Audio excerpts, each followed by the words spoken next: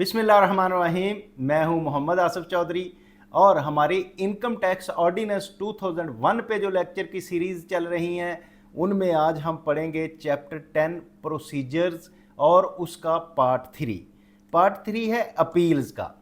अब अपील्स बहुत इम्पॉर्टेंट हैं किन के लिए?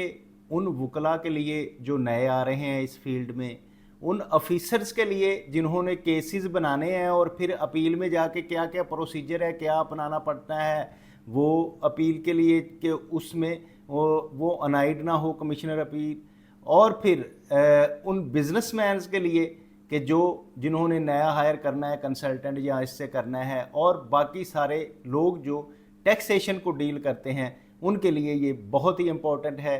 और फिर सबसे ज़्यादा इम्पोर्टेंट है हमारे स्टूडेंट्स के लिए जो कि चार्टर्ड अकाउंटेंसी के स्टूडेंट्स हैं, कॉस्ट एंड मैनेजमेंट अकाउंटेंसी के स्टूडेंट्स हैं, या फिनेंस के और टैक्सेशन पढ़ रहे हैं, और जो लॉ के स्टूडेंट हैं।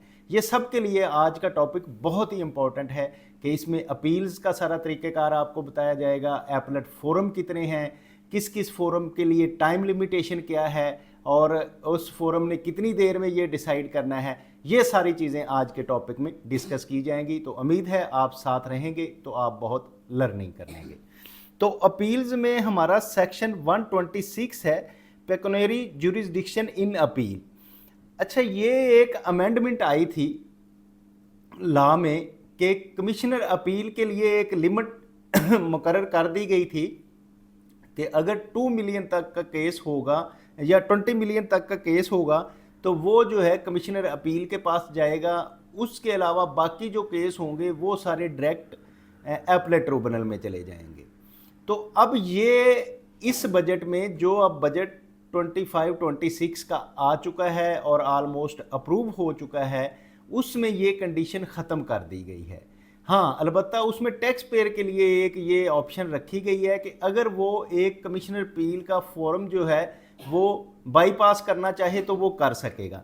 तो इसलिए हमें ये सेक्शन 126A अब पढ़ने की ज़रूरत नहीं है, क्योंकि इसमें जो है वो ये लिमिट ख़त्म हो गई है। तो इसलिए इसको हम टाइम इस पे नहीं लगाते, क्योंकि आपने जो आगे पढ़ना है करना है वो तो अगले साल से उसमें होगा। अलबत्ता ये मैं आपको बता देता हूँ कि इसमें ऐसे था कि 2 करोड़ तक का जो केस है वो कमिश्नर अपील सुनेगा, और 2 करोड़ से अबव के जो केस हैं वो कमिश्नर अपील का फॉर्म बाईपास हो जाएगा और वो सीधे एपलेट ट्रिब्यूनल में चले जाएंगे। तो फिर उनकी दोनों की जो है अपील वाले की और एपलेट ट्रिब्यूनल की आगे अपील जो होगी वो हाई कोर्ट में होगी, रेफरेंस दायर होगा। मीन ये है कि कमिश्नर अपील ने अगर फैसला कर दिया तो फिर एपलेट ट्रिब्यूनल में नहीं जाएगा बल्कि सीधा हाई कोर्ट में रेफरेंस दायर होगा। इसी तरह जो डायरेक्ट एपलेट ट्रिब्यूनल के पास गया वो भी हाई कोर्ट में रेफरेंस होगा।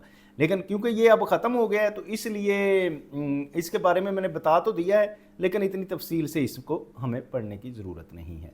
अब हमारा सेक्शन आता है 127।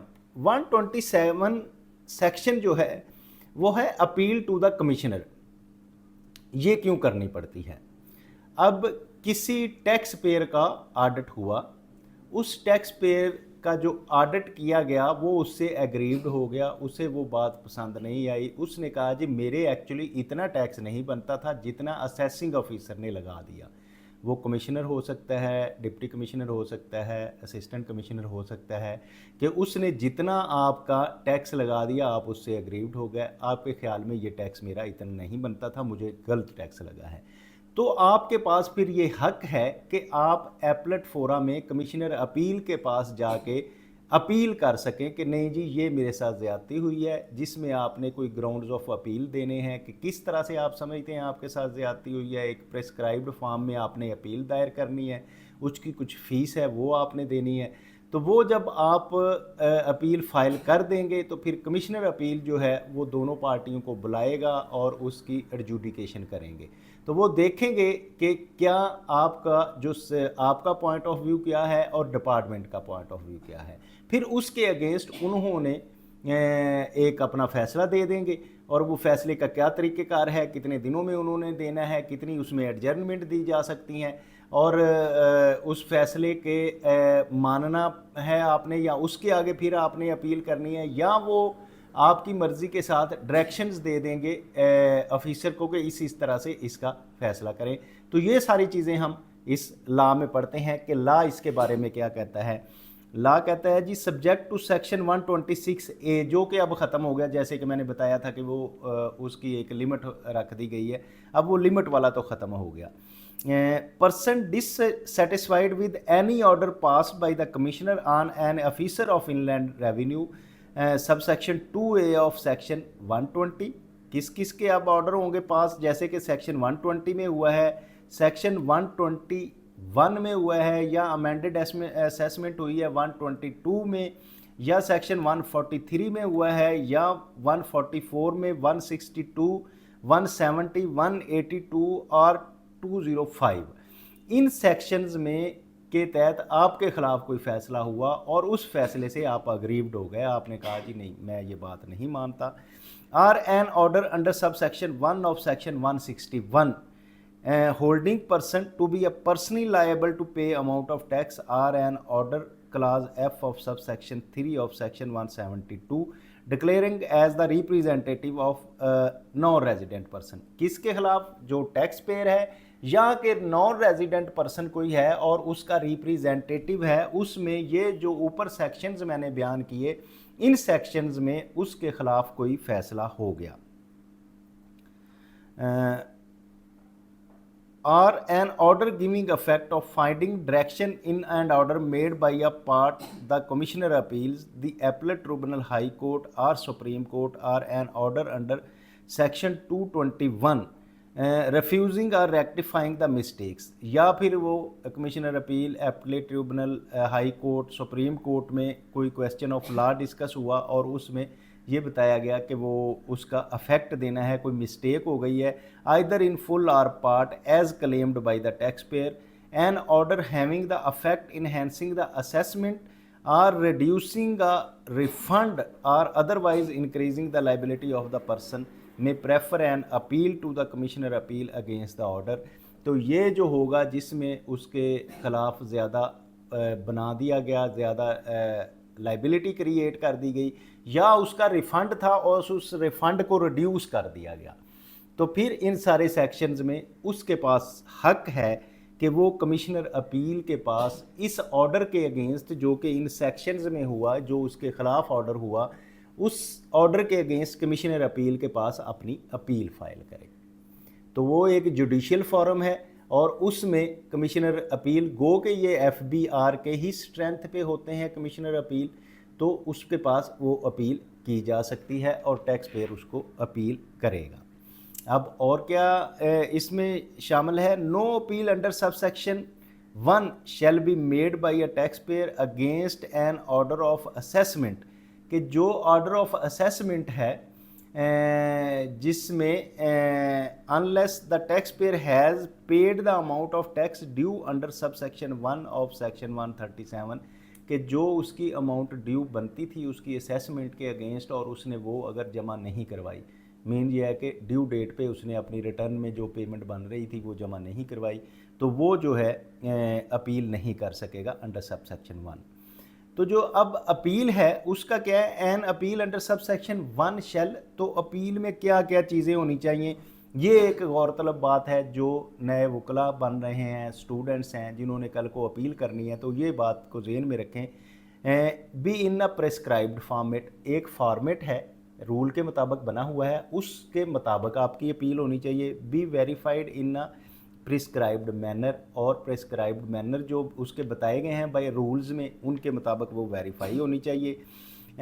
State precisely the grounds upon which the appeal is made, तो आपको सबसे इम्पॉर्टेंट चीज़ इसमें होती है ग्राउंड्स ऑफ अपील, जिसकी बेस पे आपके कमिश्नर ने आपके हक में या आपके ख़िलाफ़ फैसला देना है। अगर तो आपके ग्राउंड ऑफ अपील प्रिसाइज होंगे, अच्छे होंगे, तो वो आपको अपील करेंगे कमिश्नर अपील को और आपके हक में फ़ैसला हो सकता है। तो इसके लिए ये है कि ग्राउंड्स ऑफ अपील बहुत इंपॉर्टेंट हैं। Be accompanied by a prescribed fees specified in sub section 4, आगे सब सेक्शन 4 में फ़ी का बताया गया है जो कि कंपनीज़ के लिए अलहदा है। कंपनीज़ ने अगर किसी ने करनी है तो असेसमेंट ऑर्डर के अगेंस्ट उसको 5,000 रुपया है, और अगर कोई नॉन कंपनी करती है तो उसके लिए जो है वो 2,500 रुपया है, और कोई अदर केसेस हैं तो उसमें कंपनी का 5,000 और अदर का 1,000 रुपया है। तो ये हम लॉ में सब सेक्शन 4 में मज़ीद पढ़ेंगे। B lodged with commissioner appeal within the time set out in सब सेक्शन 5। तो सब सेक्शन 5 में जो है टाइम पीरियड दिया गया है जिसमें कि वो विद इन 1 मंथ उसने करनी होती है ऑर्डर के, तो वो भी हम अभी पढ़ेंगे। दी बोर्ड में prescribe mechanism for electronic filing of appeal. अब सब सेक्शन 3 है कि आप अब इलेक्ट्रॉनिक अपील भी कर सकते हैं। मतलब पहले ये होता था कि कराची कमिश्नर अपील के पास आपकी अपील लगी हुई है, आपको इधर से बना के जाके उसको सबमिट करना पड़ती थी, लेकिन अब ये है कि लाहौर में अगर आप बैठे हैं तो कराची में भी करना चाहते हैं तो ऑनलाइन अपील आप कर सकते हैं। The prescribed fee shall be, वो मैंने आपको बता दी है लेकिन बता देता हूँ क्या है कि क्लास ये है, in the case of appeal against the assessment, जब असेसमेंट हो रही है तो उसके अगेंस्ट जो अपील करनी है, where the appellant is a company 5000 रुपये होगा, और सब क्लास 2 है where the appellant is not a company 2500 rupees उसके लिए देना पड़ेगा। तो ये तो असेसमेंट की थी, और अगर असेसमेंट नहीं है कोई अदर केस है तो उसमें where appellant is a company 5000 रुपये है, और where appellant is not a company 1000 रुपये उसमें फ़ी देनी पड़ेगी। ये तो था फ़ी का। अब आ जाते हैं कि सब सेक्शन 5 है, an appeal shall be prefer to the commissioner appeal within the 30 days of the following. अब 30 डेज जब आपको असेसमेंट ऑर्डर मिल गया है उसके 30 डे में आपने अपील करनी है। क्या है, क्लासेस पढ़ लेते हैं। ए है where the appeal relate to the assessment और penalty the date of service of the notice, जब आपको नोटिस की सर्विस हुई है ऑफ डिमांड, डिमांड नोटिस की relating to the said assessment और penalty as the case may be, जब आपको उसकी हुआ है नोटिस सर्वर हुआ है, डिमांड नोटिस सर्वर हुआ है, तो उस वक्त आपने फिर ये है विद इन 30 डेज आप अपील कर सकते हैं। इन अदर केसेस डेट with the order of appeal against the services, या दूसरे केसेस में जब ऑर्डर आपको हुआ हो तो उसके अगेंस्ट आप कर सकते हैं।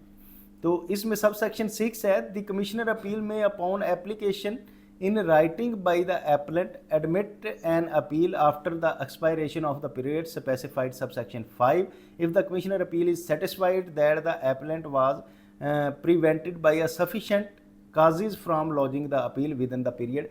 हाँ, अगर आपका टाइम पीरियड गुजर गया है, मतलब विद इन डिमांड नोटिस के 30 डे भी गुजर गए या बाद में भी हो गया, तो आप एक कंडोनेशन की एप्लीकेशन कमिश्नर को देंगे। अगर तो कमिश्नर साहब उस पर सेटिस्फाई हो गए उस एप्लीकेशन पे, तो फिर आपकी टाइम अगर गुजर भी गया है तो फिर भी उसको वो एक्सेप्ट कर लेंगे अपील के। लें जी, अब सब हमारा सेक्शन है 128 जिसमें प्रोसीजर क्या है अपील का। अब प्रोसीजर सारा इसमें बताया जाएगा। मैं समझ रहा हूँ कि आप जो अपील नए करने वाले हैं उनके लिए ये बहुत अच्छी समझ आ रही होंगी चीज़ें, उम्मीद है। तो आप अगर हमारे साथ जुड़े रहेंगे तो हम ये सारे प्रोसेस आपके साथ डिस्कस करते रहेंगे। अब प्रोसीजर इन अपील क्या है, the commissioner appeal shall give a notice of the day fix for hearing of the appeal to the appellant and the commissioner against whose order of appeal has been made. कि अब जिस officer के order के against आपने appeal की है तो commissioner सबसे पहले तो दोनों को नोटिस देगा, आपको टैक्स पेयर को भी और ऑफिसर को भी, कि आएँ और उनके लिए एक हेयरिंग फिक्स की जाएगी। उस हेयरिंग में दोनों को सुना जाएगा।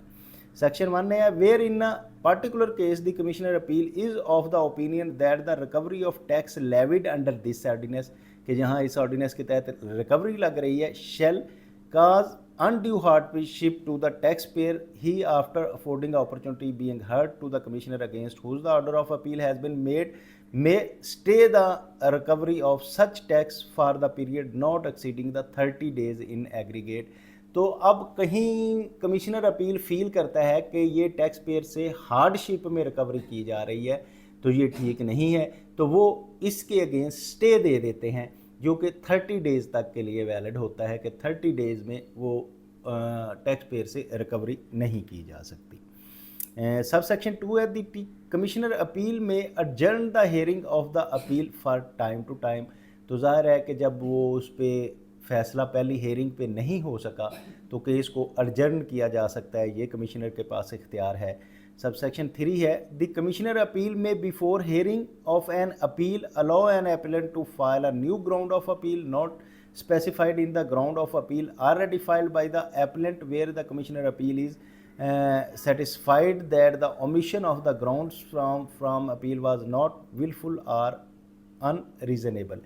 हाँ, अगर वो कमिश्नर अपील साहब देखते हैं कि ये जो ग्राउंड्स ऑफ अपील हैं ये स्पेसिफाई नहीं है, ठीक नहीं है, तो टैक्स पेयर को फिर एक अपॉर्चुनिटी दी जाती है कि आप न्यू ग्राउंड्स ऑफ अपील जो हैं वो पेश कर दें, वो बना दें, वो सबमिट करें, जिसके बाद उसमें अपील में आपको रीज़नेबली उसको सुना जा सके और बात की जा सके। सब सेक्शन 4 है द कमिश्नर अपील में before disposing of appeal call for such particular as the commissioner appeal may require repeating the matter arising in appeal or cause further inquiry of the made by the commissioner कि अगर इसको dispose of करने से पहले commissioner उनसे कह सकते हैं कमिश्नर अपील कि कोई काजिज़ जो हैं या आपके जो मैटर्स हैं इंक्वायरी के वो पेश किए जाएं ताकि उसको जो कमिश्नर को करने थे या डॉक्यूमेंट देने थे।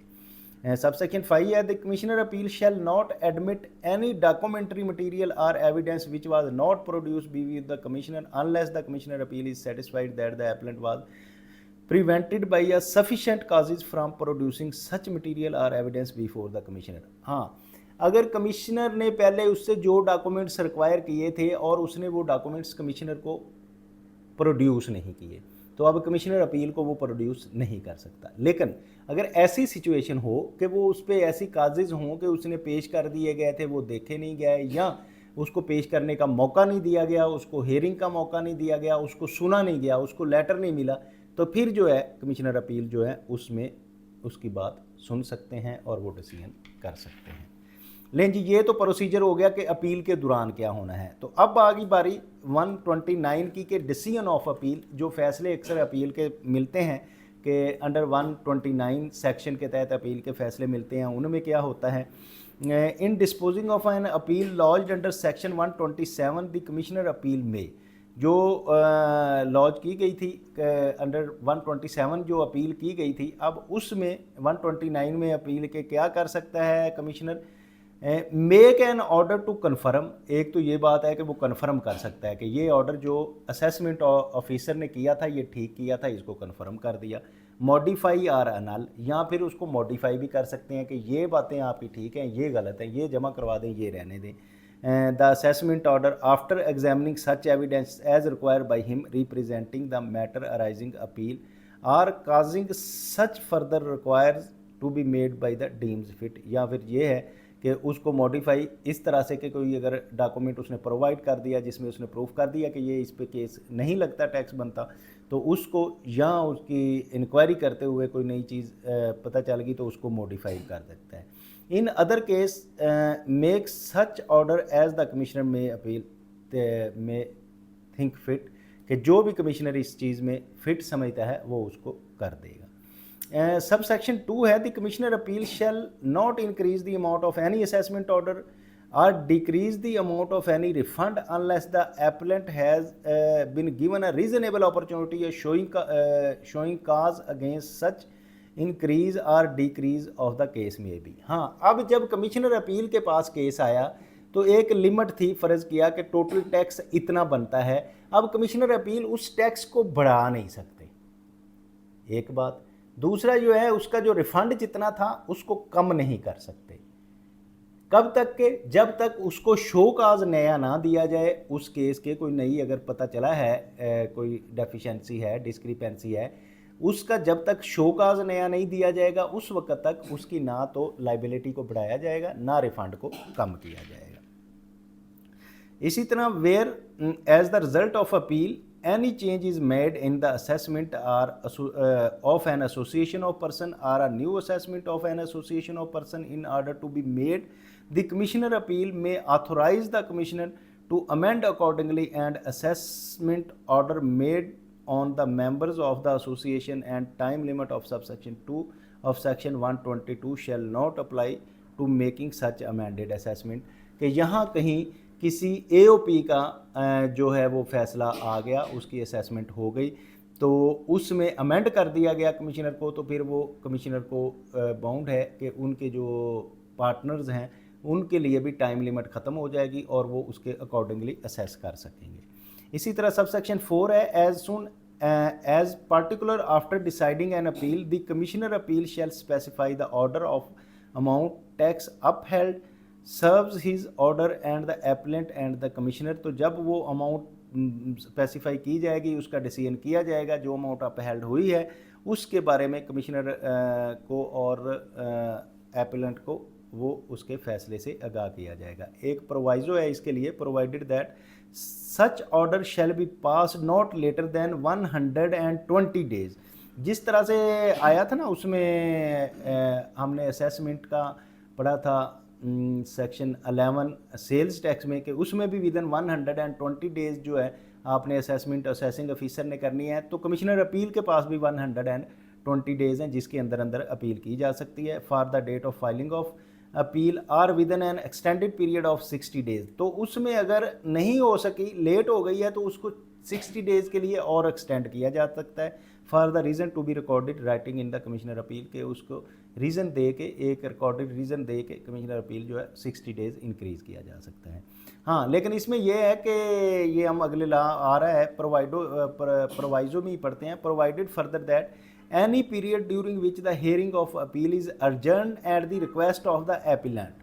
जब एपिलेंट की रिक्वेस्ट पे जितनी भी एडजर्नमेंट दी गई होगी वो उसमें से माइनस कर दी जाएगी। Is postpone due to any appeal और प्रोसीडिंग्स और the stay order remanded alternative dispute resolutions proceedings or for any other reason shall be excluded in the computation of aforementioned period। तो ऊपर का पीरियड जो है उसको करते हुए उसको ख़त्म कर दिया जाएगा। तो ये था कमिश्नर अपील का एपलेट फॉर्म में। उसके बारे में हमने ये बताया कि किस तरह आपने अपील फाइल करनी है, फिर कमिश्नर ने किस तरह से उसका देखना है, क्या क्या चीज़ें ज़रूरी होंगी, और फिर डिसीजन जो है कमिश्नर किस तरह से करेगा। हमने ये सारी चीज़ें पढ़ी। तो इसके बाद हम इंशाल्लाह पढ़ेंगे एपलेट ट्रिब्यूनल क्या है और उसमें किस तरह से अपील की जाती है। तो इंशाल्लाह वो नेक्स्ट लेक्चर में होगा। Have a nice day. उम्मीद है कि आप इसको समझ रहे होंगे और दूसरों को समझाने के लिए लाइक, शेयर और सब्सक्राइब कर रहे होंगे। लेकिन फिर भी आपको कोई प्रॉब्लम आ रही हो तो कमेंट बॉक्स में कमेंट करें, उसका रिप्लाई दिया जाएगा। Thank you very much.